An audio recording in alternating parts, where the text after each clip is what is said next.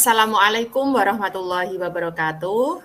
Waalaikumsalam warahmatullahi wabarakatuh. Alhamdulillah kita sudah sampai pada praktek coaching yang keempat. Sebelumnya saya akan memperkenalkan posisi masing-masing peran dalam praktek coaching yang keempat ini. Yang pertama, coach ini diperankan oleh Bapak Ferry Arianto, kemudian coachee oleh Ibu Diah Rahmawati, observer 1 akan dilakukan oleh Ibu Rumiasih, dan saya sendiri sebagai observer kedua adalah Siti Zainab. Nah, untuk selanjutnya bisa melakukan praktek coaching, namun akan diawali dengan percakapan antara observer dengan coach. Kepada Ibu Rumiasih selaku observer 1, saya persilahkan. Baiklah, terima kasih Bu Zainab. Assalamualaikum Pak Ferry dan Bu Diah, sehat semua? Yeah. Alhamdulillah sehat. Baiklah Pak Ferry, pada kesempatan coaching yang keempat ini, Bapak akan menjadi coach bagi Bu Diah. Ya. Oke, sebelum kita mulai, saya akan menyampaikan rubrik penilaian yang akan saya gunakan terhadap praktik coaching Bapak, ya.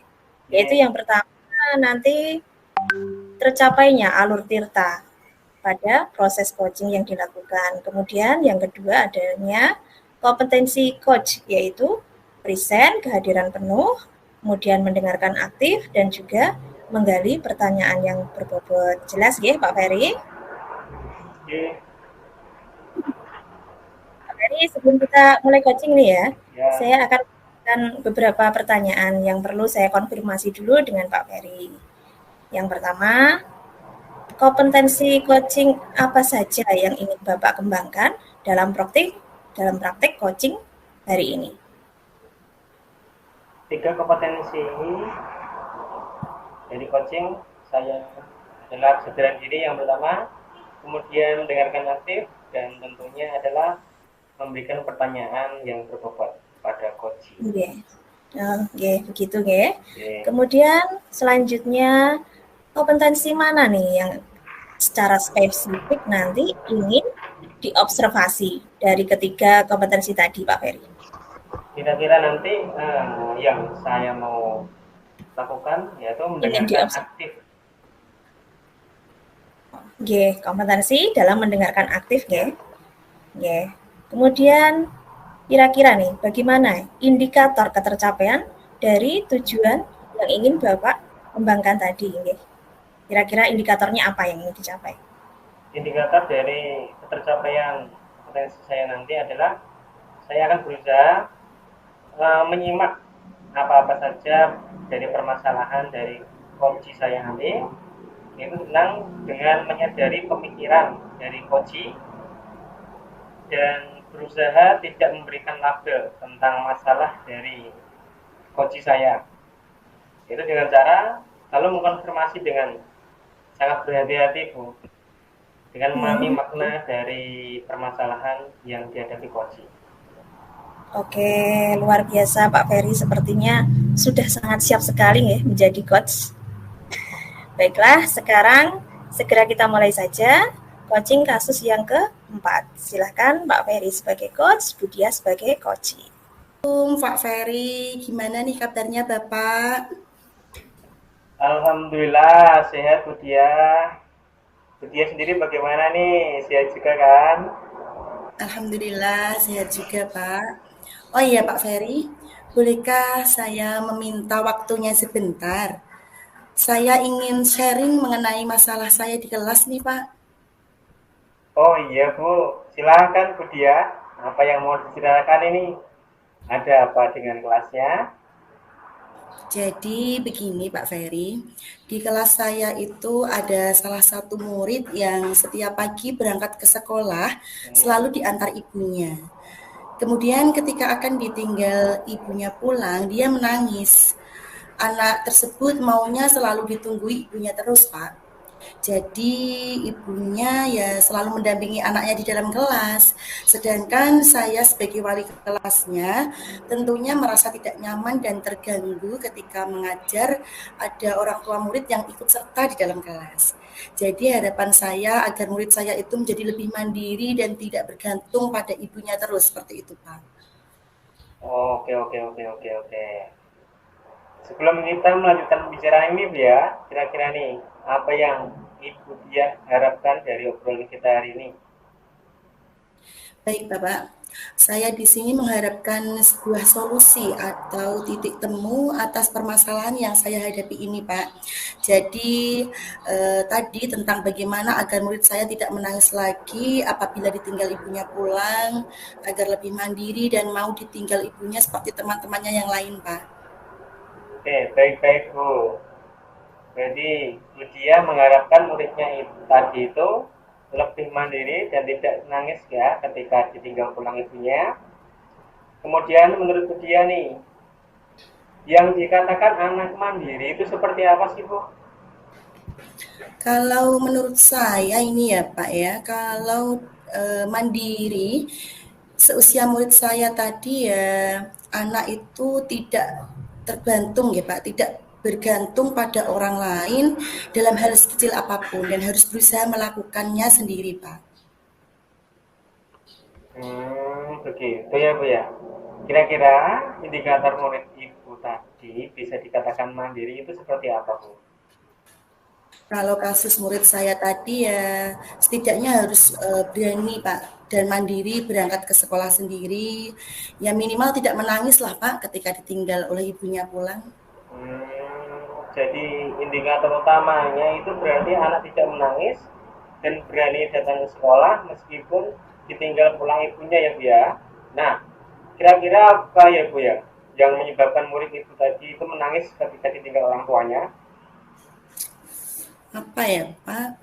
Sepertinya murid saya tadi memang kurang nyaman mungkin ya Pak dan belum bisa beradaptasi dengan lingkungan belajarnya. Dia itu masih belum sepenuhnya akrab dengan teman-temannya. Jadi dia mungkin juga masih takut mungkin ya Pak dengan saya sebagai gurunya. Baik-baik, Bu, baik. Jadi alasannya karena murid Ibu itu belum mampu beradaptasi dengan lingkungan juga ya? Dan juga belum bisa akrab dengan teman-temannya ya, Bu ya? Iya Pak. Kemudian, apa yang selama ini sudah Ibu lakukan agar murid Ibu itu bisa beradaptasi dengan lingkungan dan bisa nyaman, akrab dengan teman-temannya? Selama ini yang saya lakukan ya baru sekedar pendekatan saja Pak. Saya ajak siswa saya ngobrol dan saya ajak untuk ketika di antar orang tuanya tidak mau masuk itu saya ajak saya dekati, saya ajak masuk ke dalam kelas untuk bergabung dengan teman-temannya, untuk belajar bersama dan menyuruh ibunya untuk meninggalkan anaknya saja. Seperti itu sementara yang saya lakukan, Pak. Dari apa yang sudah Ibu lakukan tadi, apakah ada hambatan atau gangguan yang menghalangi Ibu? Dan kemudian apa kira-kira solusi yang Ibu lakukan? Untuk hambatannya ya tadi Pak, siswa saya ya tetap masih takut dan tidak mau masuk ke kelas tanpa ibunya. Kemudian ya solusinya terpaksa saya ya menyuruh ibunya untuk tetap menunggui tetapi posisinya ada di luar kelas Pak, tidak di dalam kelas. Seperti itu yang saya lakukan Pak. Oke, Bu, oke. Kalau selama ini Ibu sudah melakukan pendekatan dan kemudian belum berhasil, apakah Ibu punya rencana lain untuk menyelesaikan permasalahan ini? Sepertinya saya akan menciptakan lingkungan belajar yang nyaman dan menyenangkan ya Pak tentunya. Wah. Itu ide yang sangat bagus, Bu. Kemudian, lingkungan belajar yang nyaman dan menyenangkan itu yang seperti apa sih, Bu, yang Ibu ciptakan? Sepertinya saya akan menyeting kelas saya Pak semenarik mungkin dengan memberikan hiasan-hiasan yang menarik kemudian menyediakan permainan edukatif yang beragam, agar pembelajaran itu lebih menyenangkan, serta memajang hasil karya siswa agar mereka bangga dan merasa memiliki kelas tersebut, Pak. Sehingga mereka akan merasa betah berada di dalam kelas. Wah, Seperti itu, wah. Pak. Itu sepertinya menarik sekali itu, Bu. Menarik sekali yang Ibu Diang itu mau lakukan, yaitu menciptakan lingkungan belajar yang nyaman dan menyenangkan. Selanjutnya ini untuk murid agar lebih akrab dengan jenengan dan teman-temannya, kira-kira apa yang akan Ibu rencanakan? Kalau untuk mengakrabkan murid, ini kelihatannya saya akan mencoba dengan mengintegrasikan pembelajaran sosial emosional dan menciptakan iklim dan budaya positif di kelas mungkin, Pak. Oh, baik Bu, baik, baik, baik. Kemudian langkah apa saja nih yang Ibu lakukan untuk mengimplementasikan pembelajaran sosial emosional, iklim dan budaya positif tadi, Bu? Insya Allah saya akan membuat papan emoji, Pak, dan melakukan restitusi pada murid saya dan melakukan penguatan sosial emosional dengan mengintegrasikan dalam pembelajaran saya, Pak. Insya Allah akan seperti itu. Iya, iya, ya, baik Bu, baik, baik, baik. Saya kira ini sangat menantang sekali, yaitu dengan membuat papan emoji, melakukan restitusi, juga akan melakukan penguatan sosial emosional dengan mengintegrasikan dalam pembelajaran. Begitu ya, Bu ya? Iya, Pak Ferry, betul sekali. Baik, baik. Kemudian nih, kapan kira-kira Ibu akan melakukan rencana ini? Insya Allah mulai besok, Bapak. Semoga 1-2 minggu ini bisa terlihat hasilnya dan membawa perubahan yang baik untuk murid saya tadi.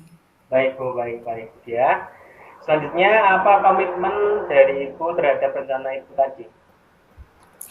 Kalau tentang komitmen ini, yang pertama saya akan melakukan rencana tadi ya Pak, yang sudah saya rencanakan dengan membuat pembelajaran yang nyaman dan menyenangkan, dengan cara menyeting kelas semenarik mungkin, kemudian memberikan hiasan-hiasan yang menarik, menyediakan permainan edukatif yang beragam, kemudian melakukan pembelajaran yang menyenangkan, serta memajang hasil karya siswa. Kemudian untuk menciptakan keakraban dengan teman-teman, tentunya saya akan mengimplementasikan tadi pembelajaran sosial dan emosional serta iklim dan budaya positif dengan membuat papan emoji dan melakukan restitusi, Pak. Seperti itu. Baiklah, super sekali ya Bu. Ini komitmennya. Menurut Ibu siapa yang bisa membantu dan melakukan rencana Ibu tersebut? Tentunya yang bisa membantu saya ya rekan guru saya, Pak, rekan sejawat yang juga mengajar di kelas saya, misalnya guru PJOK, PAI, atau bahasa Inggris. Dan tentunya orang tua murid ini juga saya akan libatkan, Pak. Jadi saya beritahu rencana saya tadi seperti apa, kemudian untuk menciptakan kelas yang nyaman dan menyenangkan, saya juga akan melibatkan murid-murid saya, Pak. Wah, bagus sekali Bu, berkolaborasi dengan rekan guru dan wali murid juga agar lebih menguatkan ya tentunya ya. Saya sangat mendukung ini, mudah-mudahan semua berjalan lancar dan sesuai dengan harapan Ibu Dia. Terima kasih ya Pak Ferry atas waktunya untuk sharing ini, sudah bersedia mendengarkan keluh kesah saya dan membantu menemukan solusi yang terbaik untuk saya. Terima kasih Pak Ferry. Oke, sama-sama Bu Dia. Mudah-mudahan kita semua bisa menjadi guru yang selalu dirindukan oleh murid-murid kita ya Bu ya. Amin, iya Pak. Terima kasih ya Pak Ferry. Sama-sama Bu Dia. Assalamualaikum. Waalaikumsalam warahmatullahi wabarakatuh. Baiklah, sudah selesai ya.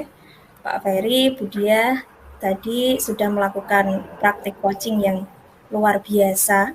Saya sangat antusias sekali mendengarnya ya, karena sangat mengena sampai dengan menemukan solusi atas permasalahan Budiah tadi. Pak Ferry, tadi saya juga sudah mengamati, mencatat ya, hal-hal yang sudah terlihat, terdengar sesuai dengan alur Tirta dan juga kompetensi apa yang Pak Ferry lakukan sebagai coach. Sebelum saya memberikan evaluasi lebih lanjut, ini ada pertanyaan buat Pak Ferry. Menurut Pak Ferry, apa ini yang sudah dilakukan saat melakukan proses coaching tadi yang merupakan menjadi indikator ketercapaian pengembangan yang seperti Bapak Ferry di awal tadi inginkan?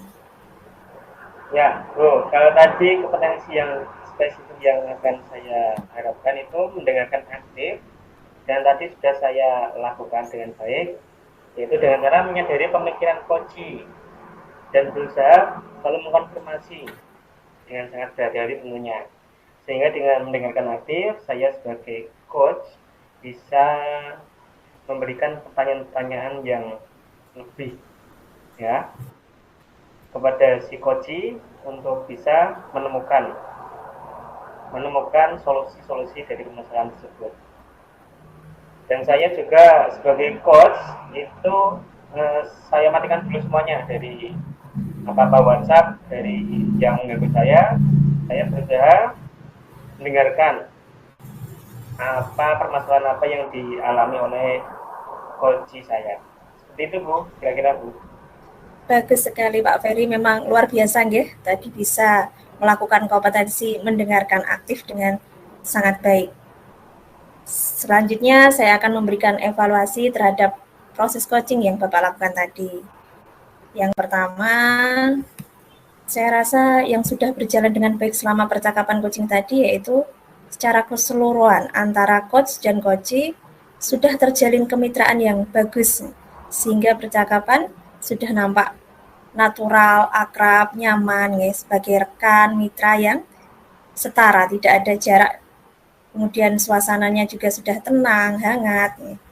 Kemudian saya juga sudah menemukan dan melihat alur tirtanya dengan sangat jelas ya.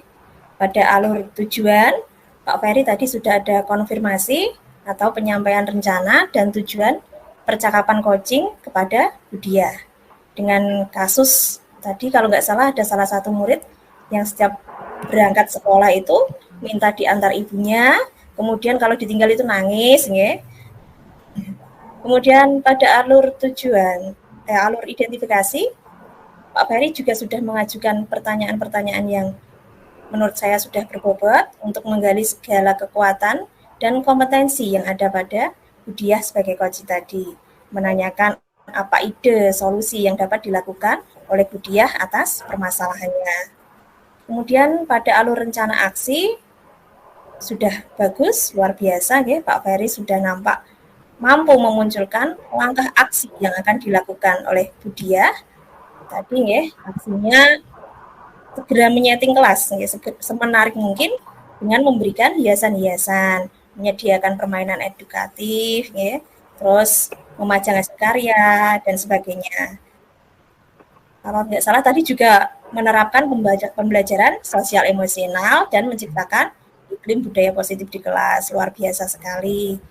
Kemudian pada alur tanggung jawab, Pak Ferry juga sudah meminta komitmen dari coach ya, Budiah tadi, komitmennya untuk melakukan rencana aksinya tadi ya, yang senantiasa ingin membuat pembelajaran yang nyaman dan menyenangkan di kelasnya. Kemudian tiga kompetensi coach pada diri Pak Ferry juga tadi sudah nampak ya. Ada present, kehadiran penuh, Pak Ferry sudah fokus pada kegiatan coaching ya, fokus pada Budiah tadi ya. Kemudian juga sudah menjadi pendengar aktif karena ini merupakan kompetensi yang ingin Pak Ferry kembangkan tadi ya. Menggunakan perasaan dan empati Pak Ferry ya, memahami, menyadari ya, permasalahan apa yang Budiah alami. Kemudian yang ketiga juga sudah menggunakan pertanyaan-pertanyaan yang berbobot dalam menggali segala kekuatan dan kompetensi yang ada pada coach, menanyakan ide solusi yang akan dilakukan coach tadi. Kemudian nih Pak Ferry yang terakhir ya, ada satu pertanyaan lagi. Kira-kira kompetensi apa lagi yang ingin Bapak kembangkan setelah melakukan praktik coaching kali ini? Oke, Bu. Kompetensi yang ingin saya kembangkan di kegiatan coaching berikutnya adalah membuat pertanyaan yang berbobot mungkin ya. Membuat pertanyaan yang berbobot. Kenapa seperti itu? Karena dengan pertanyaan yang berbobot itu kita sebagai coach bisa membantu si coach untuk berusaha memikirkan solusi dari permasalahan tersebut. Ini seperti itu, Bu. Baiklah, Pak Ferry ingin mengembangkan kompetensi selanjutnya yaitu mengajukan pertanyaan yang berbobot. Baiklah, Pak Ferry sudah melakukan praktik coaching hari ini dengan sangat baik bersama Bu Diah. Setelah ini Pak Ferry nanti bisa langsung melakukan refleksi ya, tentang praktik coaching yang dilakukan, kemudian bisa merencanakan praktik coaching selanjutnya tadi dengan kompetensi yang dipilih, bisa dengan murid ataupun dengan Bapak Ibu di sekolahnya. Luar biasa sekali Pak Ferry, Bu Diah ya.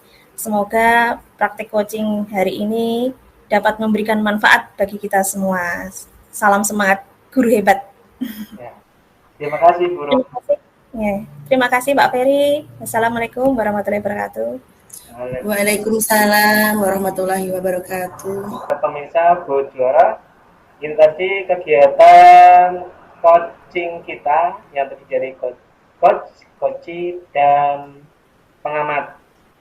Semoga kegiatan kita hari ini dapat diberikan hasil yang terbaik dari Bu Juara sebagai penilai. Terima kasih Bu Juara atas ilmunya yang diberikan kepada kami.